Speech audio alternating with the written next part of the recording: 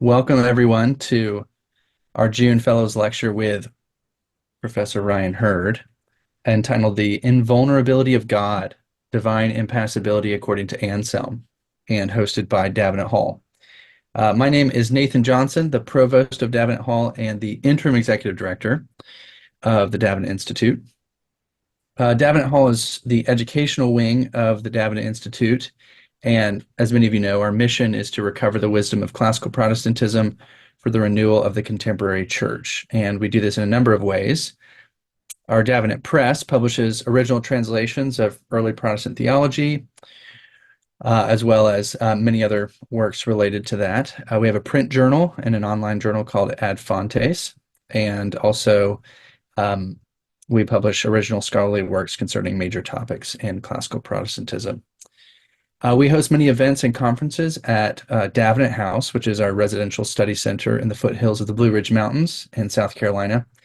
And we also run Davenant Hall, which is a fully online graduate program modeled after the medieval university, but for the digital age. So we offer an online Master of Letters in Classical Protestantism, and we just graduated our first ever graduates of the MLit program a couple weeks ago. 3 stellar students, one of whom I think is headed toward a PhD. We are now offering a Master of Studies, which is a smaller version of the MLit, and we offer numerous graduate certificates. Our courses are also open to auditors. Registration closes for our summer term on June 22nd, so there's still time if you want to check out our new courses at davenanthall.com, and Ryan Hurd is teaching a course on the Sermons of St. Thomas this summer, so you might want to check that out. Also, after the lecture, if you've gotten a taste for Anselm and you want more, you can sign up for Ryan's course on his Proslogion next summer. So be on the lookout for that.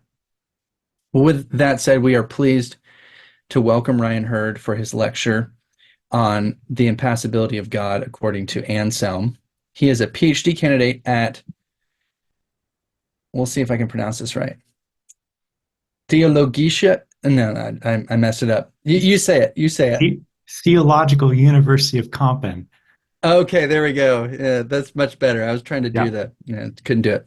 It's now Utrecht Kampen though, so they've changed the name because they moved. Oh, they have. Yes. Okay. Well, Ryan, as you all know, is a systematic theologian, and his areas of expertise is particularly in the doctrine of God, specifically the Trinity. His primary training is in high medieval and early modern scholastics, as well as the 20th century ressourcement movement. He has written a number of articles and regularly does translations of early modern theology sources, but his primary project is writing a systematics of the Trinity. He is also a teaching fellow at Davenant Hall. Well, with that said, Ryan, kick us off. Thanks, Nathan. I've got especially 2 goals in mind for our lecture this evening. Our first goal is giving you the broad outline of Anselm's doctrine of impassibility. The substance of his teaching is exceptionally difficult and would take much more time to unpack, but I want to give you the gist. And I expect you to conclude that Anselm's doctrine is best expressed, colloquially speaking, by saying that God is invulnerable. This, as you likely know, is quite different from what is often called divine impassibility today, and also different from how Anselm is interpreted. A second goal is helping you see some of the inner workings of scholastic theology proper, of which Anselm is rightly called the father. Speaking reductively, I especially am thinking here of the technicality of scholastic theology. Its demands are rather high. You can't profitably read it unless you're working at an equally high level. And not only are scholastic results difficult to achieve, but they're also hard to communicate at the colloquial level, and often, or even usually, fundamentally miscommunicated. Anselm's impassibility is a good case in point here, because in its general understanding on the street, or even often in the so-called scholarly level, we see really nothing like what I'll be claiming here is his actual doctrine. Again, that actual doctrine, I argue, is best, or at least well expressed, colloquially speaking, by saying God is invulnerable. In other words, nothing can harm God.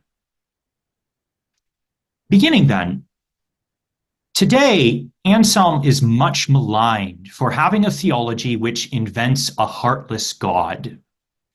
Central to this caricature is his doctrine of God's impassibility, and you can no doubt think of various culprits here. Nevertheless, underlying the many criticisms is little attention to the nature of Anselm's doctrine. Not many have determined what exactly the predicate is when Anselm says God is impassible. This is despite the fact that before anybody can question whether something is or is not, we need to step back and predetermine the predicate. Before we can argue and determine whether God being impassible, as Anselm intends, is true or false, we must predetermine, colloquially speaking, what does this impassibility actually mean? As Anselm enters Proslogion chapter 8 and handles his impassibility and mercy of God, he expects that we already know what this predicate impassible is, hence he only defines mercy. His expectations here are not, in fact, very high, as Anselm has just handled impassibility right before in chapter 7 and recapitulated everything at its very close. Quote, nothing can against God, or more loosely, nothing has the ability to act against him, namely, to harm him. Immediately, chapter divisions were not original. Anselm merely rephrases this and says God is impassible. These sorts of rephrasals are, in fact, his habit throughout this section of Proslogion. Here tonight, we want to apprehend some of what Anselm expects us to know before entering Proslogion chapter 8, insofar as it regards his impassibility of God. Admittedly, the technicalities here are great and extend beyond chapter 7, and what Anselm expects is much more, although not less, than his definition of impassibility. Central to these technicalities and expectations is posse, the Latin verb, as in very roughly to be able, here specifically to be able to suffer, or pati in Latin. Indeed, Anselm's work on posse itself is difficult and requires us both to apprehend what Anselm's potency from posse is, as well as to understand its predications of various subjects, both creaturely and divine, especially, as we'll see, its improper predications. For example, saying that Hector can be conquered, which for Anselm is improper, instead of Achilles can conquer him, which is proper. It happens that for Anselm, saying that God is impassible or cannot suffer is also improper or metaphorical predication. Roughly speaking, it's not that God does not have ability to suffer, but rather that nothing can against him, namely, nothing has ability to harm him. Considering these things will greatly help us to acquire what Anselm expects us to know before we arrive in Proslogion chapter 8, and he finally tells us God is impassible. And if we acquire this, then we can, in fact, apprehend his judgment with knowledge of what it actually means. And for those who must, then continue and argue whether this judgment is true or false. Before we handle some of the technicalities, though, let's begin with the broad gesture of what Anselm's predicate impassible is. The predicate in Anselm's judgment that God is impassible obviously has three parts. Whatever is signified by im, involving the Latin non, pass, involving pati, and ibel, involving posse. The first part is easy. Im signifies negative judgment, is not. Said otherwise, impassible is a negative name, just like simple, infinite, and so on. No matter the mode of conventionally signifying God being impassible, its sense or interpretation is only ever that something is not, never that something is. God is impassible has merely paraphrased the negation that he is not passible. And for this reason, passible is Anselm's actual predicate and the one which we'll have to focus on with regard to its conceptual content. Indeed, negation, one of Aristotle's two qualities of judgment, is the only part of impassibility which is entirely uncontroversial regarding interpretation, but also universal in tradition. Theologians have many and diverse divine impassibilities, plural.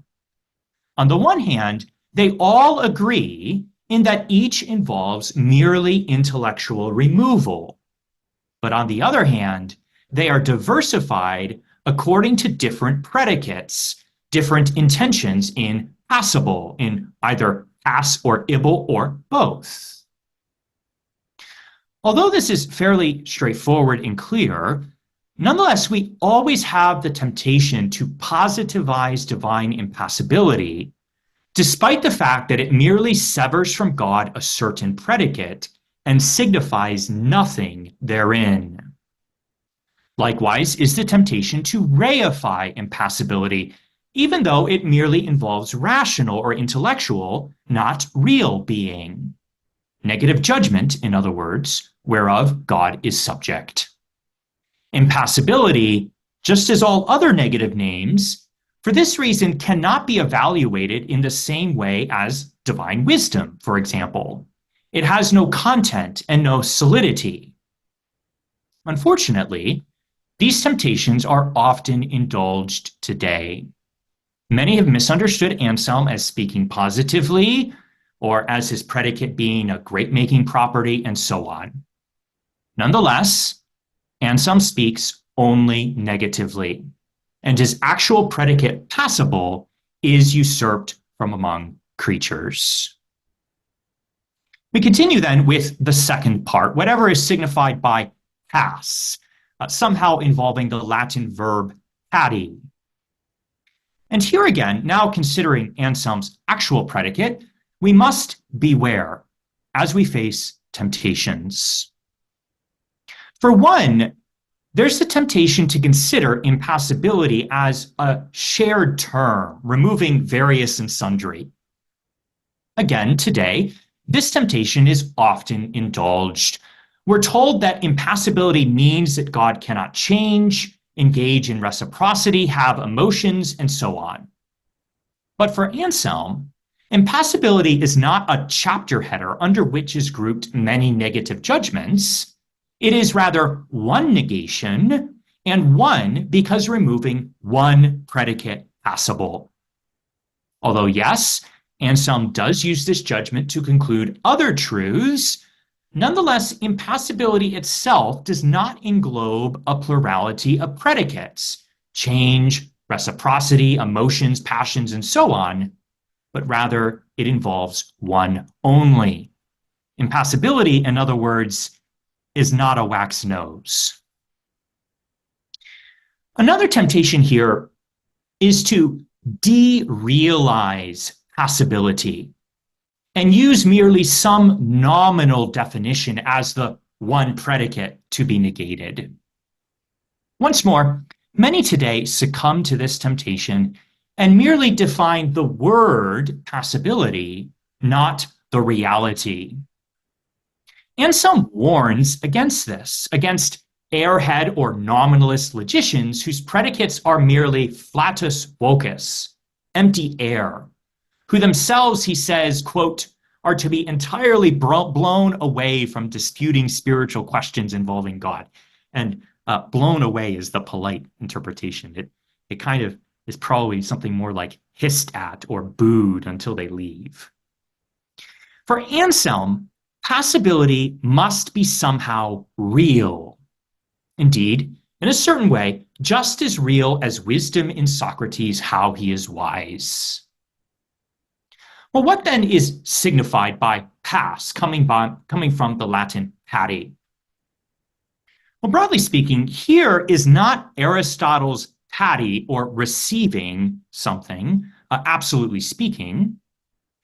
If it were, then Anselm's impassibility would amount to very roughly God does not receive something external, or perhaps more broadly, that he is unchangeable or immutable. Anselm, however, intends the more classic patti to suffer evil or its cause to be harmed by adversity. That's what patti means. Not means as a word, but is as a reality. Suffering evil, or more fundamentally, the cause of such, being harmed by an adversity, an external enemy. In short, Anselm's patti is not merely accepting something, but suffering evil under the force of an adversary's action. That's the best definition you're going to get. Suffering evil under the force of an adversary's action.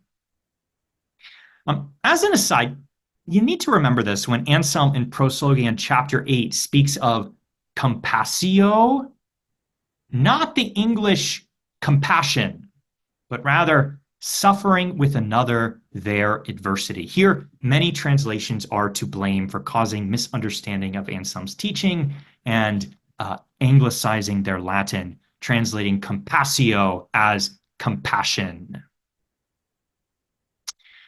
We can give some further gestures to differentiate here. Anselm's patti does not mean that God is undisturbed by passions or colloquially emotions. Indeed, it has nothing immediately to do with passions in either an Aristotelian or Stoic sense. Neither is it God being unreceptive. Rather, it is him being uncorrupted by evil. Anselm, in fact, opens chapter 7 by noting that God cannot be corrupted. Other rough synonyms of impassible, just to get us in the ballpark here, would therefore be uncorruptible, indestructible, incontaminable, namely by evil and its effects. And he's such because inviolable, unassailable, or invincible by adversities and their effects, which are various sorts of evil. In sum, and this is the point, impassibility for Anselm targets adversity and its resulting afflictions, all under the header of patti, to suffer, and it removes such from God. Adding back in ibble, God being impassible for Anselm means that he's not able to suffer adversity and so acquire its resulting evil in himself. What finally of this issue of ibble involving the Latin posse, whose abstract is potentia or potency? Well, this we'll be handling very thoroughly below. Most of the rest of our lecture will be working on this question. But for now, let's note that here Anselm does not intend logical possibility. For Anselm, God is impassible does not mean that, for example, him suffering adversity is not possible. Rather, posse is metaphysical. Just as saying that a fish cannot fly, saying God is impassible involves a metaphysical can. Importantly, however, and as we'll see, this metaphysical inability is not so much on the part of God as it is on the part of external adversaries. The reason for this is because potency for Anselm is always connected to the metaphysical category action, never the metaphysical category passion or reception. In colloquial terms, then, God is impassible according to Anselm means, 1, that he is not vulnerable to our adversaries and their acts, and derivatively, 2, that he is not liable to suffer our evils caused thereby. This is a broad gesture then of what Anselm's impassibility is. And with that in mind, we're going to shift gears and begin some of the technicalities.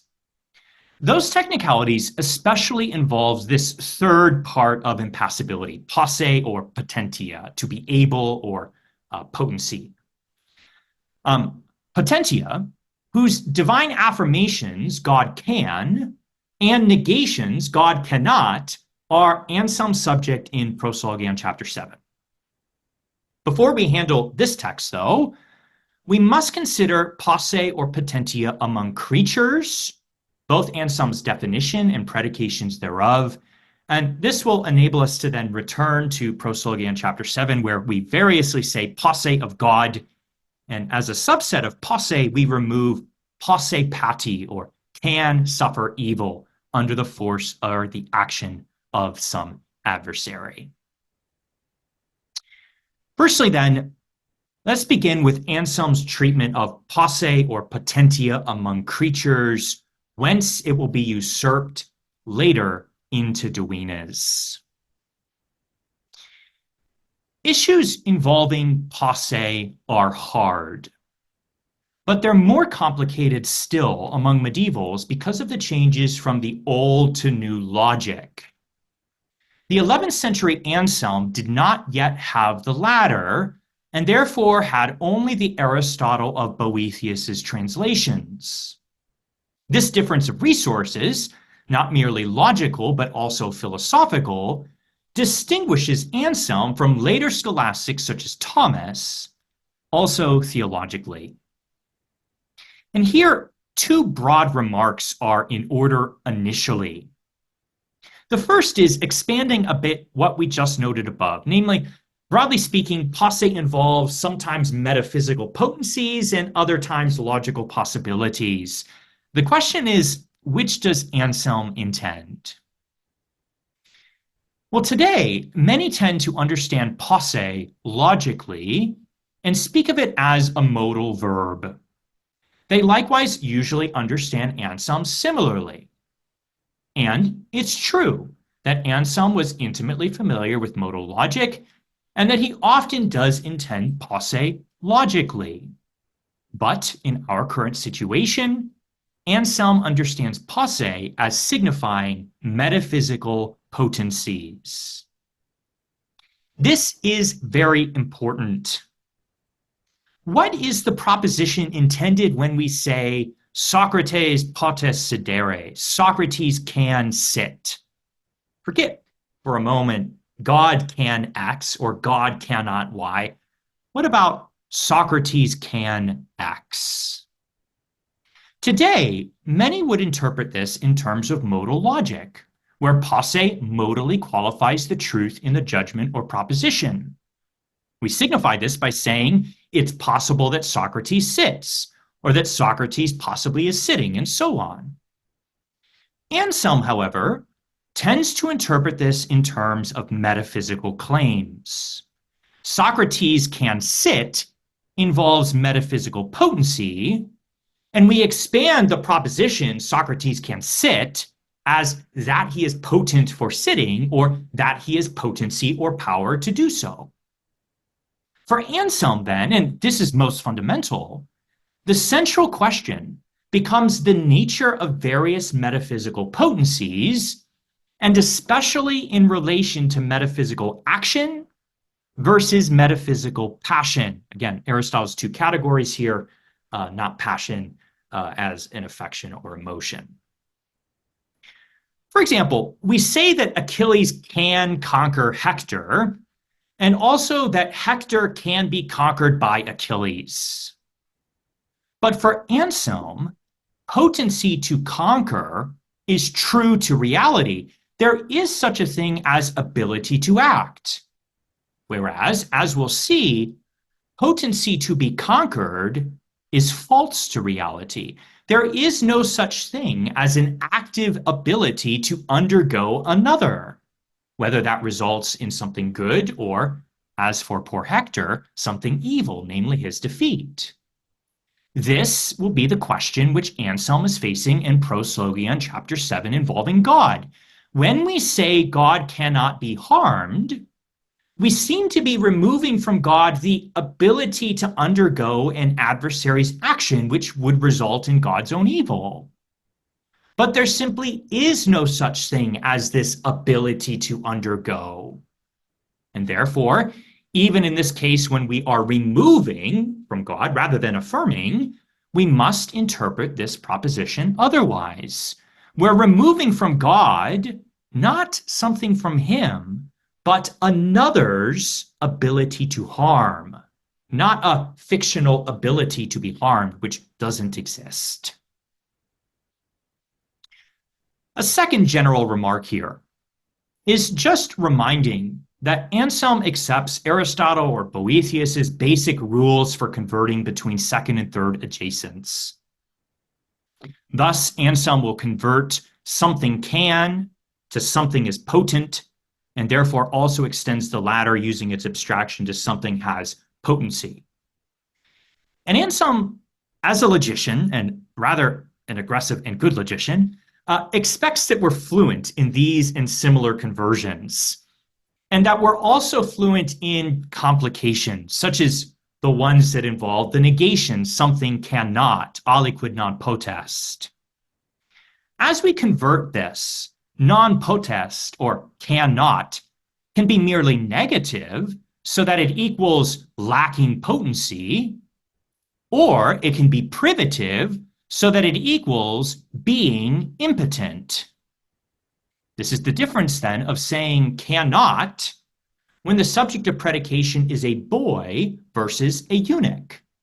A boy cannot generate or is not potent to generate, whereas a eunuch cannot generate means he's impotent to do so. These are obviously very different metaphysical claims. And Anselm expects something similar for the innumerable sayings of God can or God cannot.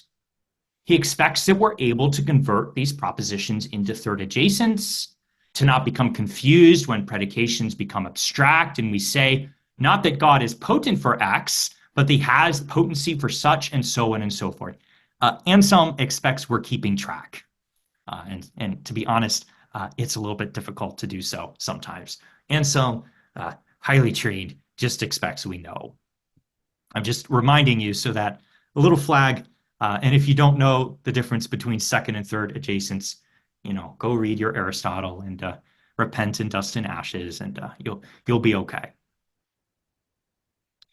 All right, these general remarks in mind, though, we turn briefly to Anselm's general definition of potency.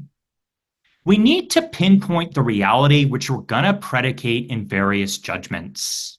Again, not the meaning of the word potency, but the nature of the reality. What is this for Anselm? Well, we already noted that he labors with insufficient logical and metaphysical resources. Especially relevant here is him lacking Aristotle's Metaphysics 5, where Aristotle gives his many, many senses of potentia, potency, and also reduces them all to one primary sense, namely active potency, to which passive potency corresponds. Anselm doesn't have this. Nevertheless, although he lacks metaphysics, and therefore doesn't have Aristotle's active and passive potency, he still has Boethius's translation of and commentary on Aristotle's categories. And in categories, Aristotle had noted a sense of potency which is called natural potency, to which its privation, not negation, privation, impotency corresponds. Natural potency and impotency. Go look up Aristotle's categories. It's his genus of quality. I think this is chapter 7. I believe it's the second species. Might be the third. Important ways, natural potency is akin to active potency, especially in relation to metaphysical action. Nonetheless, it's not identical to it. Similarly, the correspondent privation, impotency, is akin to passive potency, but again, not identical.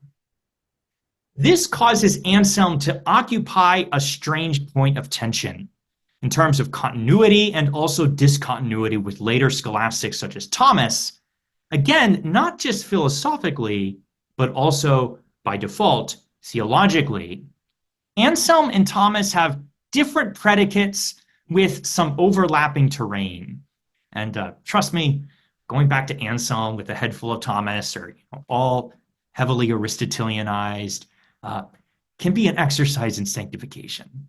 You think you know what he's saying, and it turns out he's saying something very different because he's just not running Aristotle the way a trained Aristotelian such as Thomas is doing. So Anselm's intention here, different predicates with someone like a Thomas, although overlapping terrain, and trust me, the equivocation just goes on for miles. But speaking here only philosophically, only with Aristotle's natural potency does Anselm do philosophy. And therefore, he also must convert all the very many sayings that someone can or cannot into propositions whose predicates are natural potency or impotency. This has massive implications for his predications, especially involving the issue of improper locution, which we'll look at next. Because of the inherent philosophical limits of his predicates, Anselm's conversions into propositions are strained, and he has many, many more propositions which are improper or metaphorical than a normal or straight-laced vanilla Aristotelian like Thomas would. You might say Anselm has to run all the way around Robin's barn 15 times to get to the same place that Thomas can get directly because he has different predicates. His traction upon creaturely reality is otherwise and fundamentally far less adequate than Thomas's, and therefore, as he pulls from creaturely reality into Duena's and says various predicates of God, either affirmatively or negatively, there's that similar strain. Well, let's advance and consider these creaturely predications that I'm mentioning become rather strained, especially this issue of improper locutions. A common refrain throughout Anselm is the complaint that potency is so very often said improperly rather than properly. You go scour through all the times he talks about this. There's 8 or 9 times. There's actually not very many texts. It's really helpful. 8 or 9 times he always complains, potency is being said improperly. He's doing this, of course, with other similar modal verbs like debere, facere is not a modal verb. Well, certain will consider it a modal verb. These are being said improperly. He often complains. Note, though, that this doesn't indicate different analogical senses of potency, nor equivocal ones. Rather, when Anselm complains about potency said improperly versus properly, it assumes one predefined sense, here natural potency, which is properly versus improperly said.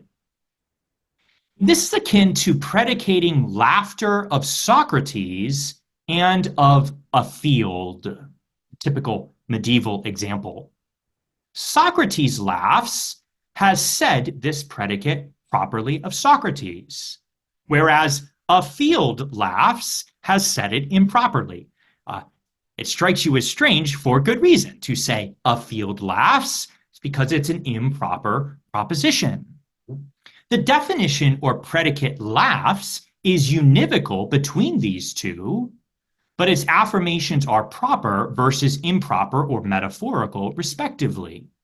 Saying that a field laughs is a medieval metaphor for that it blooms. It's the typical example.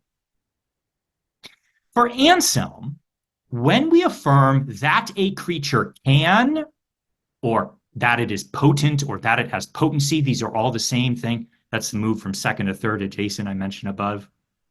When we affirm that a creature can, it's potent, it has potency, Sometimes the proposition is proper, but often it's improper. Anselm's typical example here is the pair of propositions that Achilles can conquer Hector and Hector can be conquered by Achilles. The former, Achilles can conquer Hector, has affirmed its predicate potency properly and can be left alone. Potency has been conjoined to metaphysical action, which reflects the real state of the world upon which this proposition depends for its truth. But the former, Hector can be conquered by Achilles, has predicated potency improperly. Its current form has lied about the world because it has conjoined potency to metaphysical passion or reception, and that potency doesn't exist. Broadly, there's just no such thing as an active ability to receive. And that is what the locution has said. The predicate potency means, roughly speaking, active ability or ability for action. We must therefore convert this improper locution into proper locution. As Anselm say, it must be expounded to, quote, remove the troubling impropriety. Troubling or problematic or perhaps confusing, disturbing for the logician who must syllogize and also for the philosopher or theologian who must know reality. For this reason, we don't say in logic or metaphysics that Hector is potent to be conquered by Achilles, but rather that Achilles is potent so that Hector is conquered, or perhaps that Hector is impotent so that he is conquered by Achilles. These are true and proper propositions which we use in logic and philosophy. We can call Anselm's strategy here for fixing this impropriety. We can call this strategy switching. Such a strategy, generally speaking, was very familiar to scholastics. Sometimes, to expound the original locution, we switch only the predicate.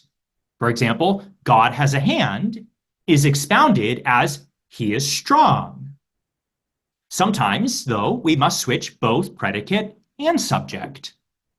If our original locution is God is angry, then because this lies about the world, its new and interpretative judgment must switch both predicate and subject. We're to expound it as we are punished. Now we have only proper locution, which reflects the world.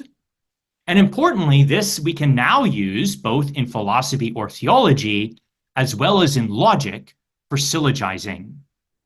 We cannot do philosophy or theology or logic using the proposition God has a hand, for this lies about the world. But we can using the proposition he is strong, because this reflects what is.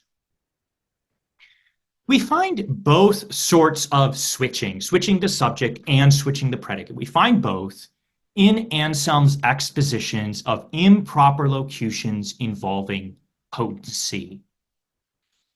In that potency often involves two parties, its exposition sometimes involves switching subjects. Hector for Achilles. We don't say Hector can be conquered, but rather that Achilles can conquer.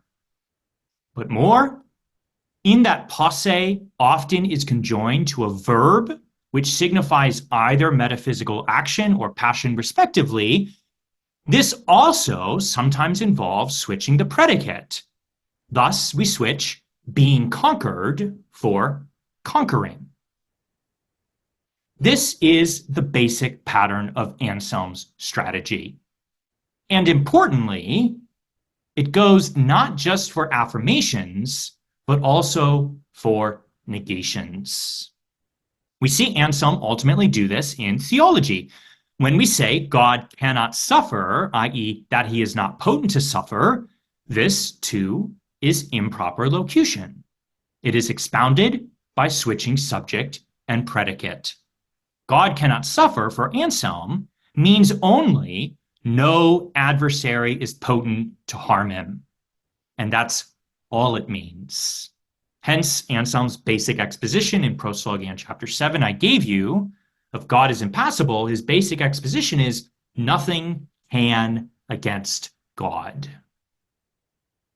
Before we move, though, to theology, let's give a few more concrete creaturely examples of this switching process here to press this point home. A good initial example here is Anselm's De Veritate, chapter 8, not Thomas's De Veritate, Anselm's. Here, Anselm conscripts again Achilles and Hector. Listen to this quotation. You are speaking improperly when you say Hector can be conquered by Achilles and Achilles cannot be conquered by Hector, because potency was not in Hector, who could be conquered, but in Achilles, who could conquer. And neither was there impotency in Achilles, who could not be conquered, but in Hector, who could not conquer. Close quote. As Anselm explains here, when we affirm potency and say that something can, sometimes we're speaking properly and the predicate signifies potency in the subject. Other times, however, we're speaking improperly and the predicate in fact signifies potency in another than the subject, another who is found in the predicate line. We can say, for example, Achilles can conquer Hector, and also that Hector can be conquered by Achilles. But these judgments are not both proper. Rather, only the first is positing potency in its subject Achilles. Notice that potency is connected to the action conquering. Whereas the second, although it seems to be placing potency in Hector, nonetheless, in reality, is positing potency only in Achilles. Indeed, as it happens, the original judgment Hector can be conquered has merely paraphrased the proper judgment Achilles can conquer him, which is the interpretation. If this were scholastic theology, would be told by the masters that saying Hector can be conquered is more to be expounded than extended. This is the medieval way.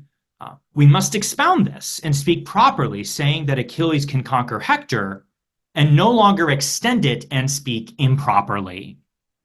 The potency we're talking about was never in Hector, who originally was said to be potent to be conquered, but it always was found in Achilles, who could conquer. Thus, according to Anselm, Hector can means only Achilles can. Hector can meant Achilles can. A second concrete example involves negative judgment, which is more difficult. People often get confused here, but the same principle we've been following applies.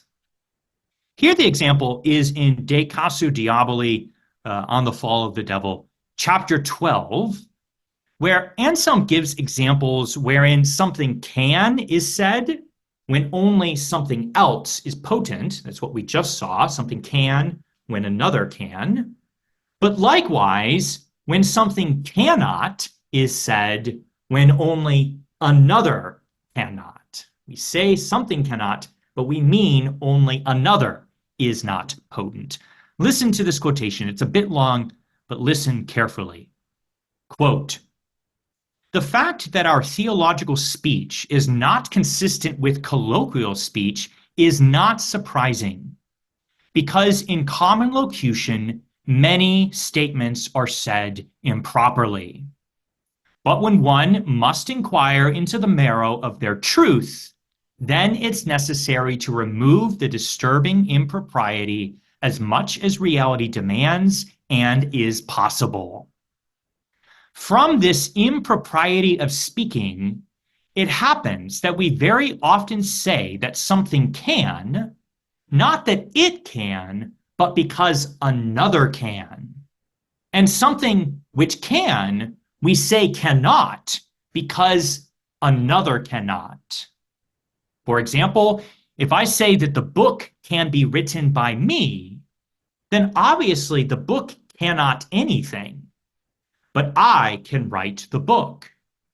And when we say that he cannot be conquered by her, then we understand nothing else except that she cannot conquer him. Close quote. We have here, again, two examples of improper locution. One of affirmation. This book can be written. This statement is improper because it affirms potency in connection with passion. It's expounded, I am potent to write, which is proper because it affirms potency in relation to action. The other example that Anselm uses is of negation. Saying that he cannot be conquered by her is again improper. Again, potency is in relation to passion. We expound it as that she cannot conquer him. Potency in relation to action, we are removing from her. In reality, it's not that he lacks potency, but that she lacks it, which is the reason why he continues and is not destroyed. Anselm has lots of other examples of this. They're scattered all throughout his works. Although, again, it's not actually that many examples. You can sit down and look them all up. There's like 10 paragraphs or so scattered throughout the collected works of Anselm. You just buy the one volume, do the search, email me. I can even give you the text straight off, save you the time. Look at them all, study all of his examples, and you'll see this constant move. He also has examples involving negative judgment. A last text I want to give you here is Cur Deus Homo chapter 17, which I'll just read to you. And I'm giving it to you because it's the exact pattern in creature terms of what he uses in theology proper in Proslogion chapter 7. So listen carefully to this quotation. Quote, much improper locution of this sort is frequent. I told you he complains about this a lot. Much improper locution of this sort is frequent. Namely, when we say something can, not because in it, but because in another is potency. And likewise, something cannot, not because in it, but because in another is impotency. For we say that this man can be conquered, for someone can conquer him. And we say he cannot be conquered, for none can conquer him. This is because can be conquered is not potency, but impotency. And cannot be conquered is not impotency, but potency. Close quote. Again, we mention this example here because its pattern conforms exactly to what Anselm does in Proslogion chapter 7 when he speaks of God can and cannot.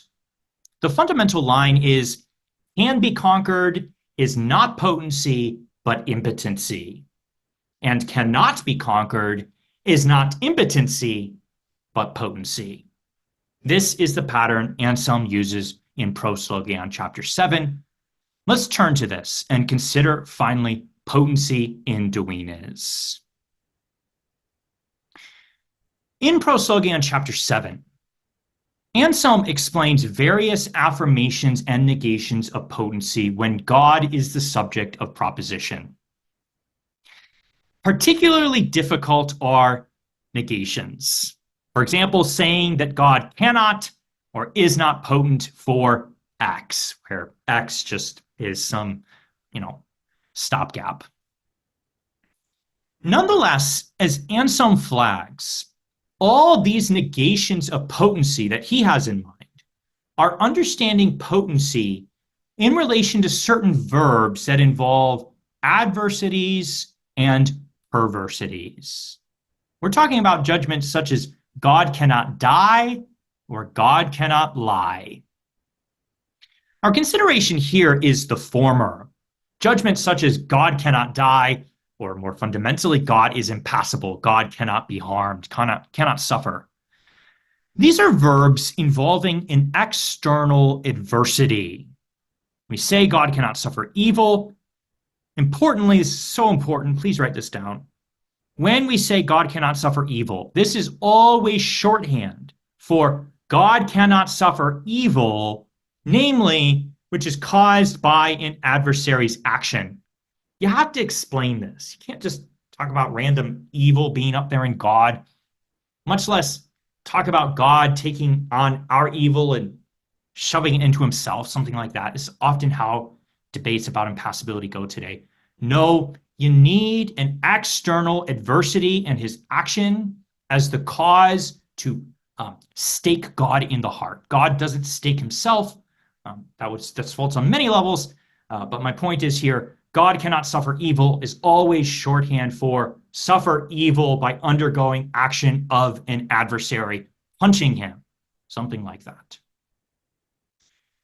So this is the same judgment that Anselm later rephrases in chapter 8, God is impassible. This is what we're concerned about. Given Anselm's creaturely predications above all we've seen, we already expect this, but let's make it explicit.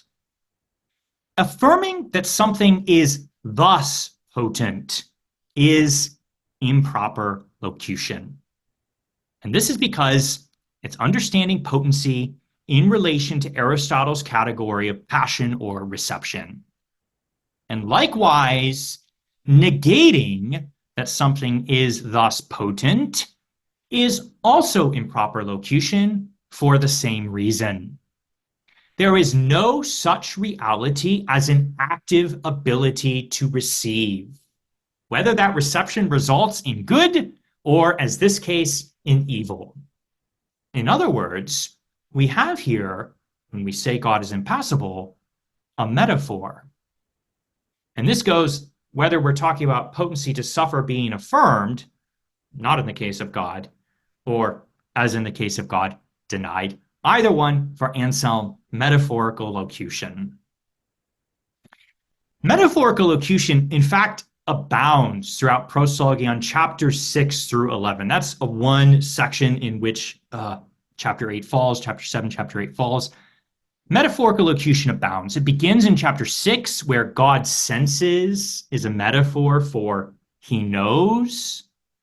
And then later in chapter 8, where God is merciful is a metaphor for we are saved. Importantly, in both chapter 6 and chapter 8, Anselm determines that the affirmation is metaphorical. Here in chapter 7, though, he flags that the negation, God cannot suffer, is metaphorical judgment. It's roughly akin to saying Achilles cannot be conquered by Hector. Nonetheless, this metaphor is much harder than others, and for that reason, Anselm handles it more extensively. He first notes that affirmations of this sort are indeed metaphorical. If you take out your copy of Proslogion chapter 7, it'll be helpful for you. He first notes affirmations of this sort are indeed metaphorical. Keep track. Affirmations we're talking about of this potency in relation to suffering evil are metaphorical. He says, quote, is being potent for these things like suffering evil caused by an external adversity not through potency, but rather through impotency? Anselm asks rhetorically. He then answers, quote, someone indeed is so much potent for suffering as much as an adversary is potent in him and he less potent against it. And therefore, someone who is thus potent, namely for suffering, is potent not through some potency, but through some impotency.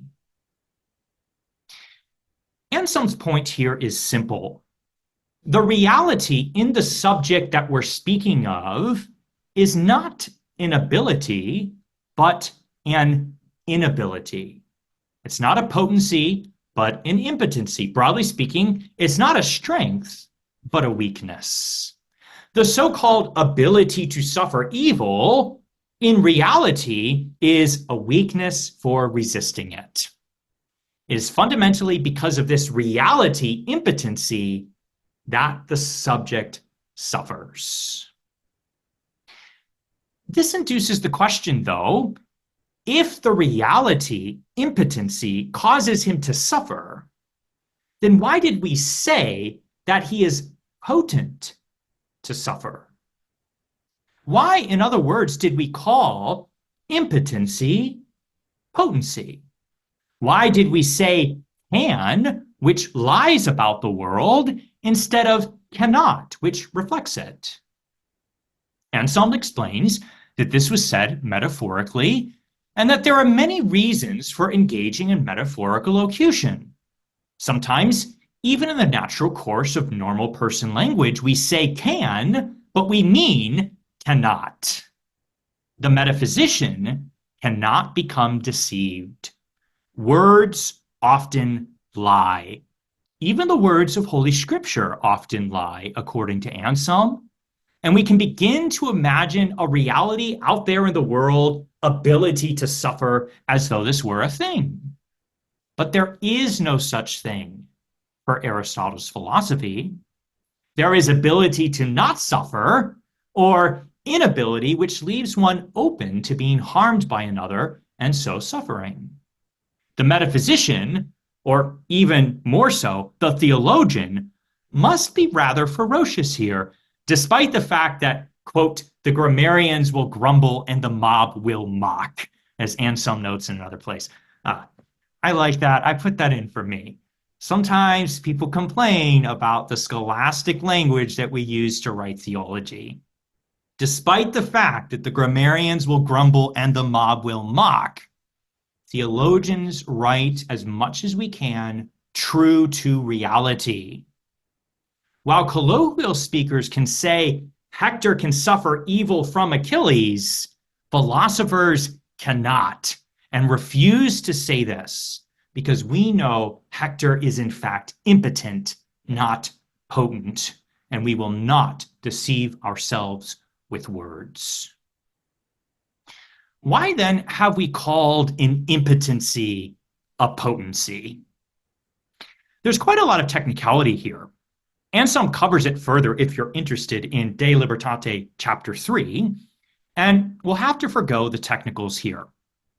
But it's very similar. It really doesn't amount to very much more than how we would speak of somebody's weakness being the enablement or empowering of another to harm him. So say that again, it's very important. It's very little more than speaking of your own weakness as being the enablement or the empowerment of another to harm himself. Because one's own weakness enables another to harm him, we often call that weakness an ability to be harmed. A creature who is impotent suffers. And because his suffering was due fundamentally to his impotency, which empowered his adversary to effect that suffering in himself, we therefore point to his impotency and say that therefore, and because of that, he could suffer. Because of that, he is potent to suffer. Here we're calling impotency potency. This is very little more than when, instead of saying that he cannot resist, we say that he can succumb. So far, so good. But how then do we negate this potency of God, this same potency of God, the ability so-called to suffer? How do we say God cannot suffer evil from another? Well, for Anselm, we negate this not by fictitiously making up a predicate ability to suffer and removing it from God. Rather, we remove from God the very impotencies which plague us creatures and which are the empowerments of our adversaries. I'll say that again. We remove from God the very impotencies which plague us creatures and which were the empowerments of our adversaries. We take our weakness and say, God is not. God cannot suffer means that he's not impotent as we creatures are, and therefore not empowering any adversary, as we do, to harm him. This is what it means to say God is impassible. No adversary is enabled by some sort of divine weakness so as to harm God. No adversary is enabled by some sort of divine weakness so as to harm God. This, for the record, fundamentally is why Anselm sees impassibility as a species of omnipotency or almightiness. God is not plagued by creaturely weakness. He therefore does not empower an adversary, and therefore no adversary is able to attack and wound God. Thus we say he is impassible, not able to suffer evil.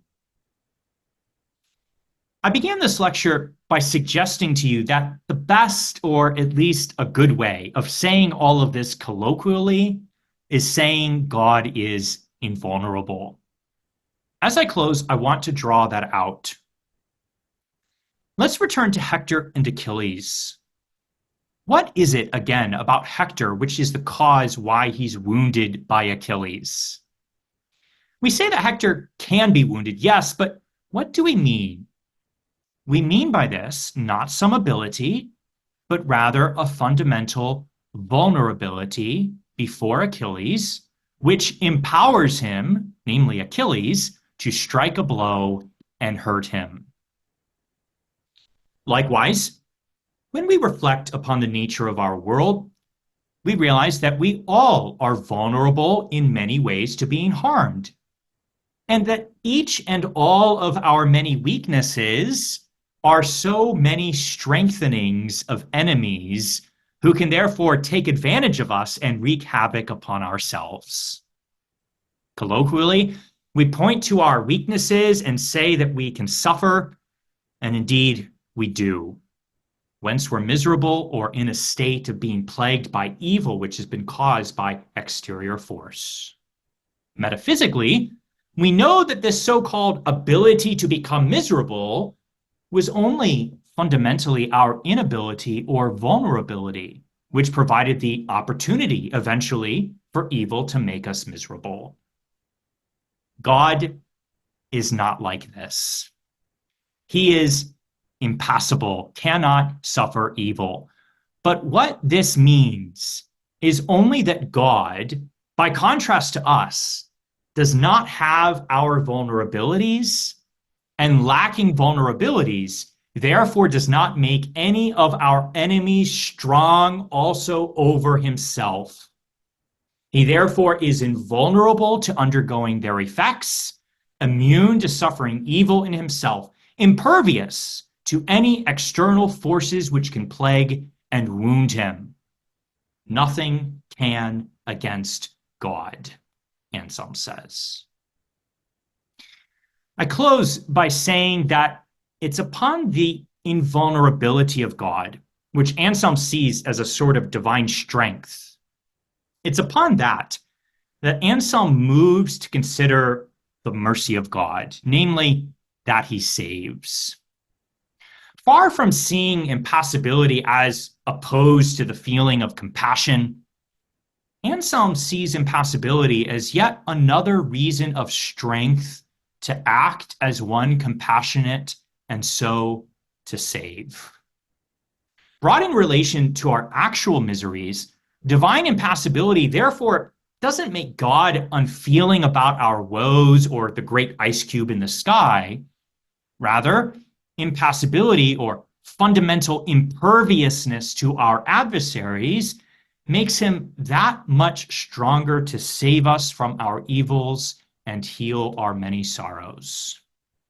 And not only is he strong to save, but God is induced to do so because he's compassionate or full of love.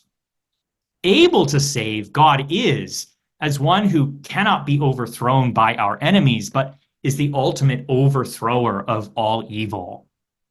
But also willing to save he is, as one whose goodness induces him to help the weak and wounded. For goodness, when faced with misery, needs nothing else. All right, we'll stop there. Well, that's wonderful. What a fantastic way to end. Um, Thank you, Ryan. Well, we are going to open it up for questions. You'll see, I think at the bottom of your screens, a Q&A function where you can ask questions while we're waiting for people to think about their questions. I had one. Just, Ryan, thinking historically in Anselm's context, are there specific people or ideas that he's trying to fight against by the way that he's defining these things?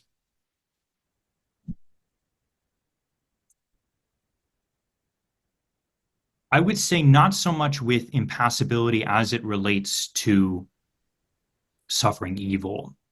Anselm is remarkably patristic.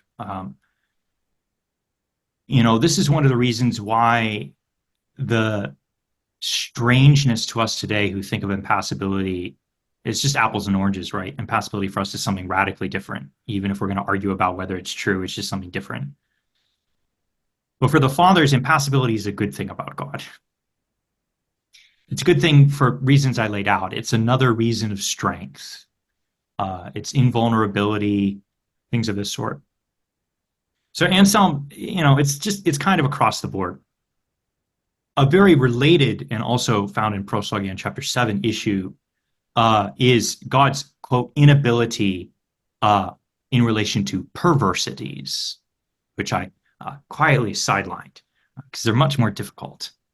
Although a lot of the fundamental moves and reasons and explanations and improper locution problems also apply. And there, Anselm is responding to Peter Damian. There's a lot of earlier works on omnipotency. The question is posed by Jerome whether God can heal a virgin after she's fallen, and issues of saying God cannot. It's kind of like the children's song, God can do anything, anything, anything. God can do anything but fail. Well, that last part is really hard for theologians to explain.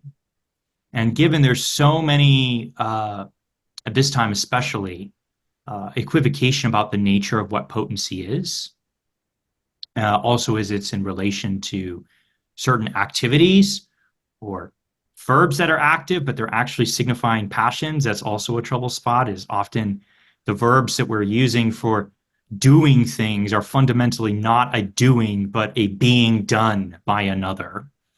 So similarly for perversities, lying,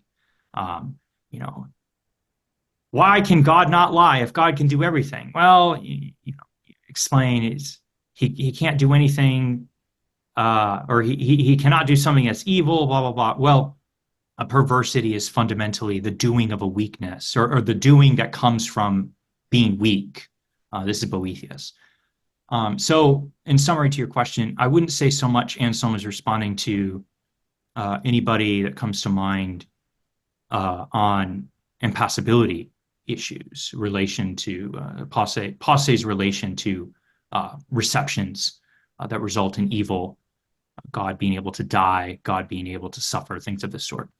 But the flip side that are in conjunction, the perversities problem, which is far more difficult, technical, he is responding directly. So that would be one thing to say. Okay, great. Well, as we're still waiting for more questions, I'll throw you another one. So you said that, in later ages, we've used impassibility as this kind of really broad term under which we mean a lot of different things. God doesn't change, God doesn't have emotions, et cetera, et cetera, et cetera. Does Anselm in other places talk about whether or not God can change or whether or not God has emotions, but he just doesn't apply the term impassibility to that? Or does he just kind of leave that aside altogether? I don't want to be simplistic, but more on the latter. He more leaves it aside. Anselm is not thinking of passions as Thomas does. We would call them very, very roughly, just for our purposes here, emotions. Even his definition of mercy, which he begins in chapter 8, is very different from later definitions of mercy. And similarly with compassio, to co-suffer, to suffer with another their evil by undergoing the action of the adversaries that's harming them. Like, this is a very different way of looking at things. So that's why I say, going back to Anselm from a heavily Thomist point of view or a heavily Aristotelian, I speak from experience here. It took me a very, very long time to like back translate Anselm out of the Aristotelian cast, that I understand him, natively. I read, I say, potency, I know what potency is. I know all the senses of potency and metaphysics of I. Well, no. So you need to beware. Yeah. Right. Well, we've got a question here. In chapter 8, Anselm says that God is merciful, secundum nostrum sensum, et not est secundum te. Is sensum here synonymous with effectum, next sentence, or something more like modus?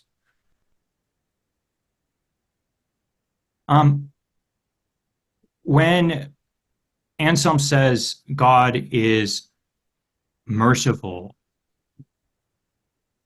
and then he gives these secundum phrases, secundums that are negated, secundums that are non-secundum, affectum, sed secundum effectum, and so on. That's really, really the important patristic shorthand, by the way. It comes from Claudianus, at least that's as far back as I've traced it, Claudianus. The fundamental way we understand passions of God is non secundum effectum, sed secundum effectum. Don't put the passion in God. Rather, find a created effect to ground your affirmation of that passion of God. God is angry equals nothing to do with God. Merely we are punished. God is merciful. Nothing to do with God. We are saved. That's the basic patristic move. And it's that sort of move that Anselm is plugging there in a summary fashion right at the end. Non secundum affectum. Affectum here is not affection either. It's, again, go read Aristotle's categories. This is either his third or his fourth species. I always get them confused. Either his third or fourth species of quality, genus of, he calls it genus of quality, but it's species of quality. Affection is something different from, if you're familiar with Thomas, than what Thomas would speak. So that's important. The specific question, though, is God is merciful, secundum nostrum sensum, according to our sense, and is not according to his sense. Sensus here is talking about the sensory organ, or the receptive container, if you like.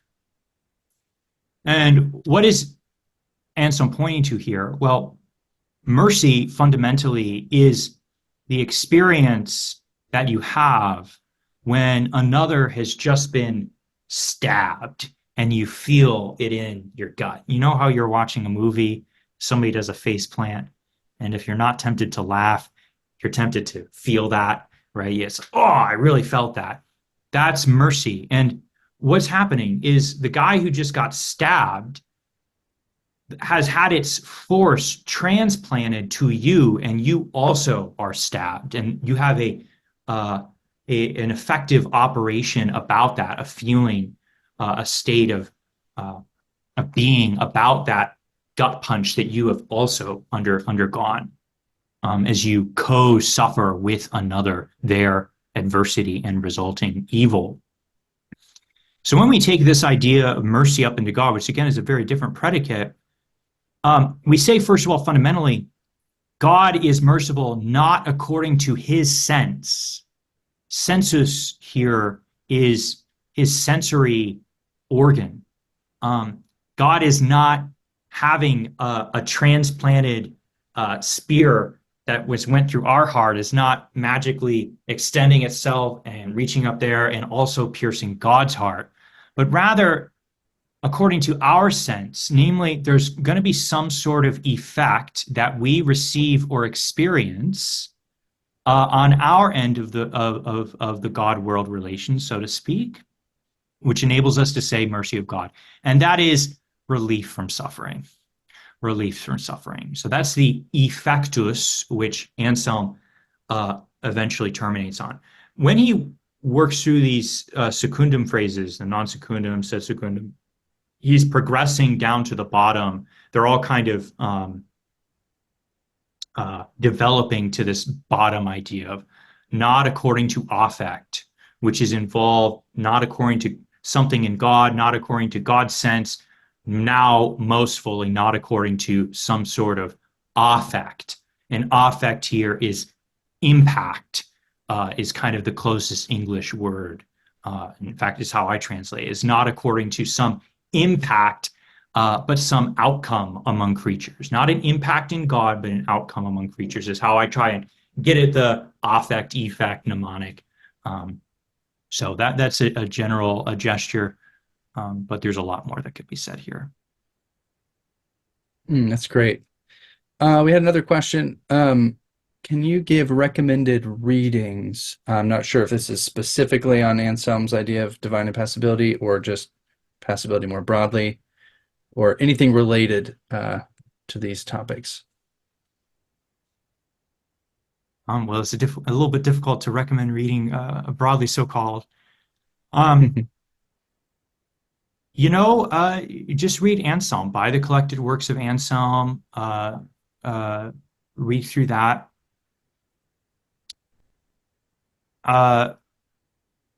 I don't recommend a lot of scholarship on Anselm's Mercy of God. I'm not speaking about Anselm scholarship generally, because I find everything that I've read in English is not tracking with Anselm, I have to say. That's my opinion. Scholars will disagree, okay. So I do struggle to point to something that's helpful in English. And I've likewise, for strange purposes, not found things in French and German and Italian, and I've looked. So I don't really have a lot of resources for Anselm's impassibility or mercy of God.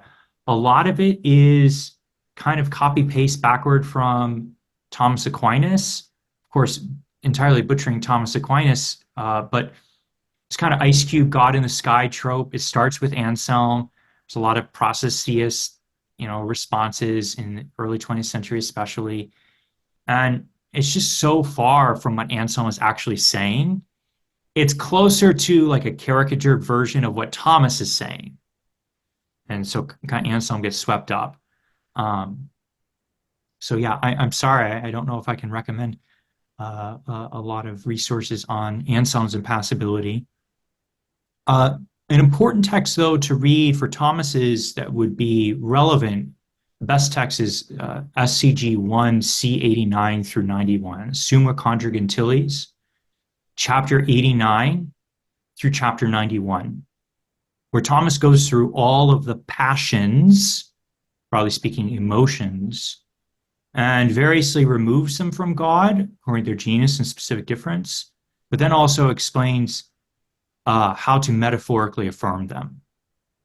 Slightly differently than Anselm, of course, not to mention he's dealing with different predicates, but a lot of that is the terrain of Thomas's impassibility. Thomas's impassibility is again very different. He doesn't really talk about impassibility as such. He doesn't negate passions in some sort of super capacity. SCG 1C89, he of course is negating all the passions, but it doesn't become a conventional sign. It doesn't become a standard stock negative name. So that's important. What else to say? Yeah, I don't know. Take my class, maybe. Yeah, take your class. If I Yeah, can stay home. next summer. So when you were reading Anselm and this kind of insight emerged, was that mainly because of what you were seeing in the text, or is it mainly kind of that realization that, well, he didn't have Aristotle's metaphysical categories that the later scholastics did? He's only using what he has from Boethius so he can't be meaning this. Um, so is it something derived strictly from the text or from kind of that broader realization of the tools that he's working with? Or another way to put it would be like why haven't a lot of people kind of seen this? It's both, but it takes a very, very long time. One thing that's really difficult when you come to Proslogion and you read Impassible and Proslogion chapter 8, I think there's actually only like two or three texts where Anselm actually says God is impassible. It's not the boogeyman that is kind of like the thing that Anselm emphasizes or something that's often made out to be in just very general tropey scholarship. But to stop and do the work and do and go figure out exactly Anselm's definition of potency, to go learn all of the different possible predications of potency and all the improper predications of potency, to understand Anselm's exact definition of patty, things of this sort, is a very tall order. It takes a lot of work. And not only to do that internal to the corpus of Anselm, which is admittedly rather small, but to do that against the backdrop of all of his sources, to read Boethius's commentaries on Aristotle, Boethius's translations of Aristotle, to discover the critical texts, because there are lots of textual issues and then various things. So like you have to get all the books that Anselm had access to and read all of those. You have to also, because Anselm never comes out and says, I mean natural potency. That's something I can prove to you, but it's going to take a long time. You have things like the Lambeth fragments, whose conclusion is this De Potestate on power, where he gives a colloquial definition of potency, namely aptitude for facere, for doing, but the verb facere for Anselm is like a super modal verb that he does weird proposition logic with, and he tries to develop this massive propositional calculus to convert all propositions in normal person talk into various spins on asserting facere of something. So it's just very, very complex. He's a heavy logician. He's interacting with grammarian sources. And it just takes a very long time. So like he doesn't give you aptitude for facere is not his actual definition. You have to eventually realize, oh, he's reading Boethius. You have to go read Boethius and Aristotle's categories and then hear the sound of Aristotle's categories running in Anselm's text. And you have to then like figure out, is natural potency, because it's actually not natural potency, but natural potency kind of globalized. So interacting here with obviously Aristotle's Metaphysics 5, but a lot of Avicenna. Avicenna is really helpful. Of course, Anselm didn't have Avicenna, but Avicenna is really helpful because he's giving a similar derivation of very sensitive potency based upon a fundamental one, which is also not natural potency. But the fundamental sense of potency that Avicenna is using is essentially a strength to be a mighty man. Maybe we would use the word valor.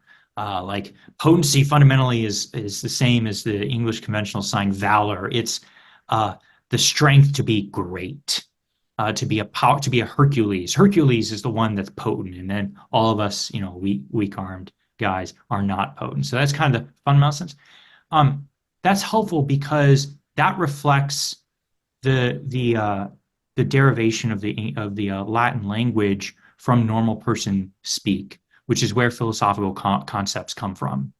So when you're reading Anselm and you're trying to understand, like, where is he getting this potency, and you're cross-referencing Augustine, who has various texts that Anselm's also pulling from, you kind of have to know fundamentally all the possible senses of potency, as well as their interconnection to each other and their derivations and pulls off. So you can like slot, where is Anselm on the development of Latin scholasticism, on the influx of Aristotelianism by way of the Arabic tradition in the later scholastic? Like, where would Anselm transfer into this hardened schema of potency as defined as these 10 philosophical definitions, which Anselm is fundamentally not working in terms of? So it takes a lot, and there's not a lot of people who are willing to do that sort of work, or who even know that sort of work needs to be done.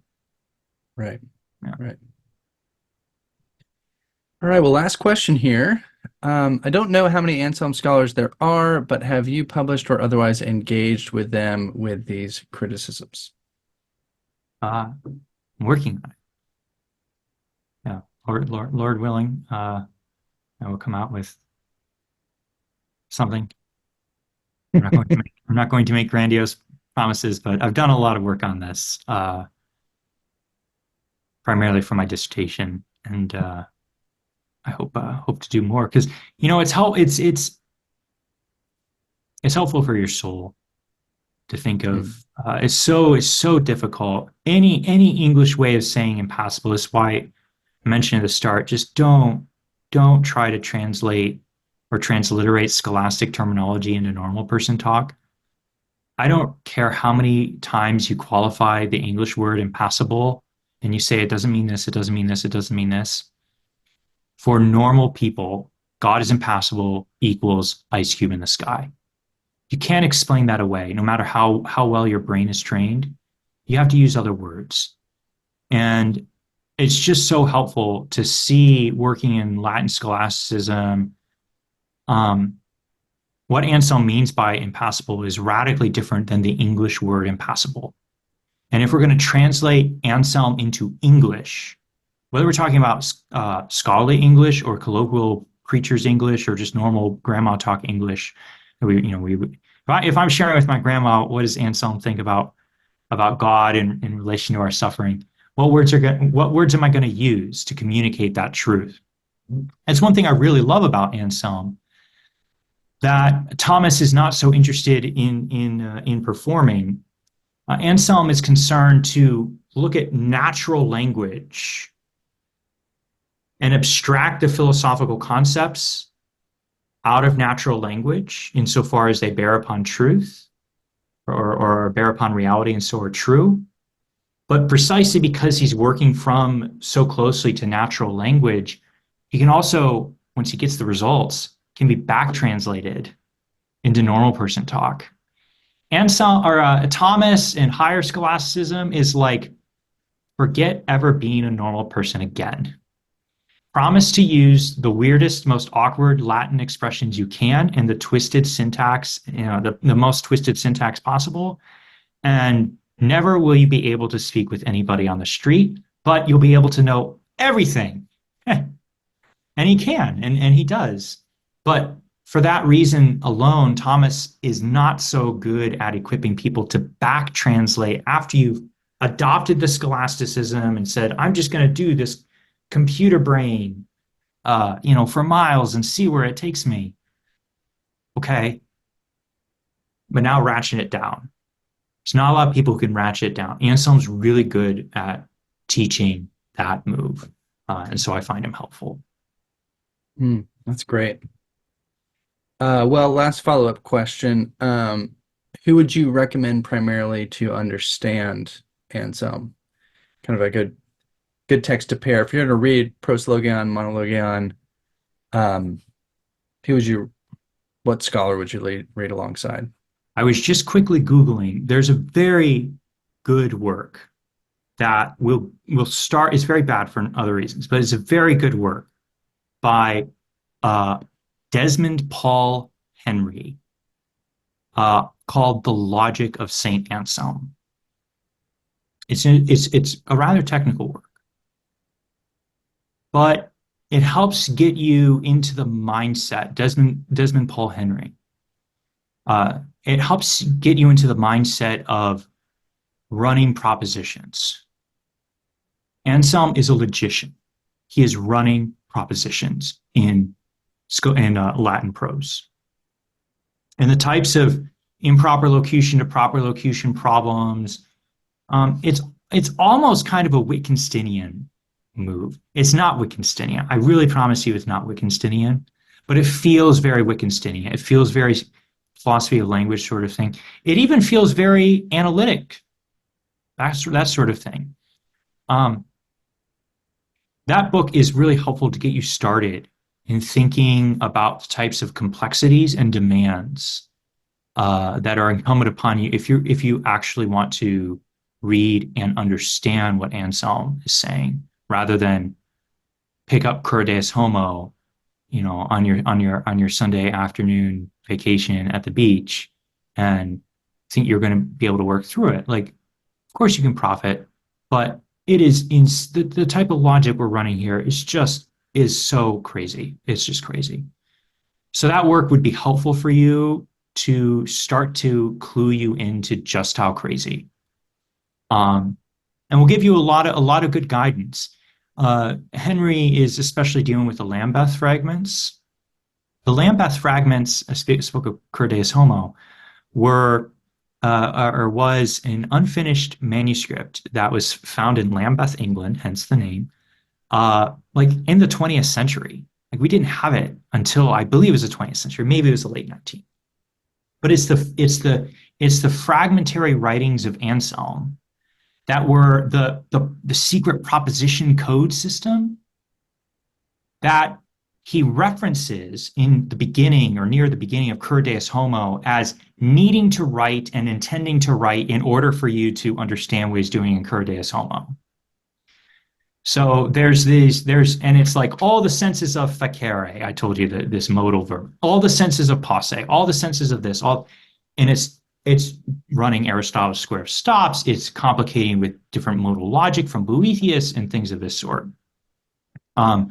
Desmond Paul Henry, the logic of St. Anselm, and then various other works, and then kind of that sort of rabbit trail will get you going in understanding the posture you need to have towards Anselm. So I would strongly recommend that to you. That will be helpful. Very good. If you look that up on Amazon, for some reason the picture is a raincoat, Oh my. but it is actually the book. So Wow, that's very strange. yeah, very strange. I believe it's Oh, on archive.org. oh, perfect. Yeah, Free. archive. That's the way to Yeah. go. Yeah. Oh, we right Free out the and legal. door, right out the door. Ian Clary, good friend of Davenant, just wondered what didn't you like about the book? Henry is doing all that I just said about Anselm in a really helpful way, but he's converting it into a weird logic system of some dude who I can't remember his name. It starts with an S that Henry was a fan of. This like is in there. There's so many different logics, and especially in the 20th century, it's like everybody and their brother is coming up with a new way, particularly of conventionally signifying logical propositions, and hardening, especially modalities. Necessarily, you got the squares and the diamonds and all this stuff.